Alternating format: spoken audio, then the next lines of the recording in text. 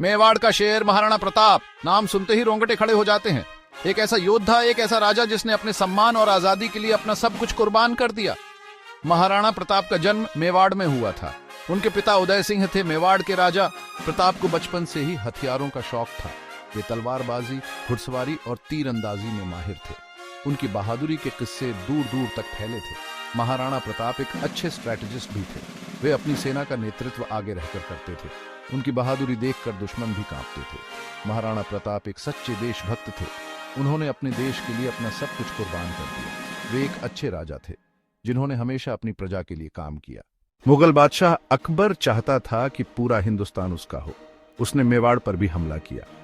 महाराणा प्रताप ने अकबर की गुलामी मंजूर नहीं की। उन्होंने अकबर की बड़ी सेना के सामने घुटने नहीं टेके। हल्दी घाटी का युद्ध महाराणा प्रताप और अकबर के बीच हुआ एक फेमस युद्ध है। यह युद्ध बहादुरी और बलिदान की निशानी है। महाराणा प्रताप और उनकी छोटी सी सेना ने अकबर की बड़ी सेना का डटकर मुकाबला किया। हालांकि इस युद्ध में महाराणा प्रताप हार गए, लेकिन उनका साहस आज भी लोगों को इंस्पायर करता है।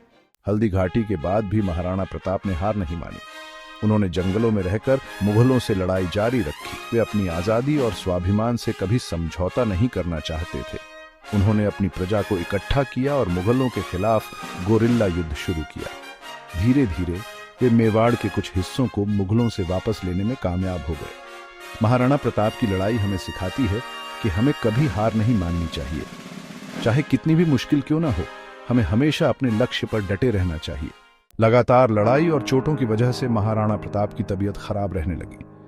19 जनवरी 1599 को उनका निधन हो गया। उनकी मृत्यु पर पूरा मेवाड़ दुखी था। महाराणा प्रताप एक महान योद्धा, अच्छे स्ट्रैटेजिस्ट और सच्चे देशभक्त थे। उनका नाम इतिहास में हमेशा याद रखा जाएगा। उनका जीवन हमें सिखाता है कि हमें अपने सिद्धांतों से समझौता नहीं करना चाहिए। हमें हमेशा गलत के खिलाफ बोलना चाहिए और अपने देश की रक्षा के लिए तैयार रहना चाहिए।